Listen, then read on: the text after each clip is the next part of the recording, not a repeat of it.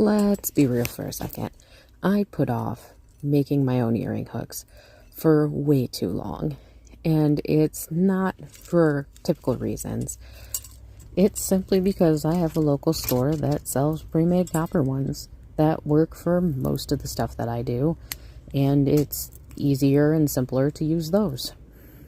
But sometimes you got to make your own, so come with me while I show you how. See, the bails on these earrings are just a bit too big for the standard pre-made ones that I have access to. So what you're going to do is you're going to take about 6 to 7 inches of wire, and you're just going to go ahead and fold that right in half. And you want that bend to be as tight as you can get it. So I'm just going to grab my nylon pliers and give it a little pinch so that it sits flat. Then I'm going to take my flat nose pliers and give it not quite a 90-degree bend. Once you have that 90-degree bend in place and you're happy with it, you can go ahead and pull your wire so it sits straight with each other, and take a pair of bail making pliers and go ahead and make yourself a loop right here. Once you have that loop in place, there's going to be, make sure there's a little gap right there.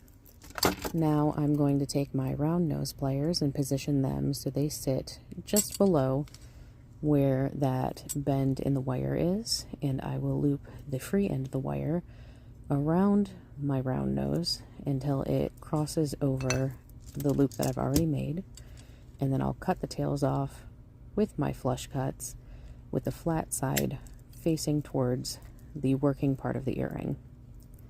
At this point, you can go ahead and take those flush cuts and also cut off where those two ends are attached. And what I've just done is made a matching pair of earring hooks, as opposed to a pair that's going to end up being slightly different. Because I worked on them in tandem, they are now going to be the exact same length and shape. And I'm going to go ahead and take my chasing hammer and just give those a little tap to work harden them and also flatten them out so that they don't have any weird bends or curves in them. And I'm going to repeat that on the second one as well. I like to flip my earring hooks over and do them from both sides just so they look even on either side. And then I will take this tool. This is called a cup burr. It is a little hand tool that has a almost teacup shaped end to it, and what that does is it has those little teeth on the inside that will shave down the end of that copper wire and make it nice and round, so that when it's going in and out of a piercing, it does not cause any kind of damage or trauma. And then, of course, the final step is just installing them on the earrings, which you can do just the same way you would do any other pair of earrings.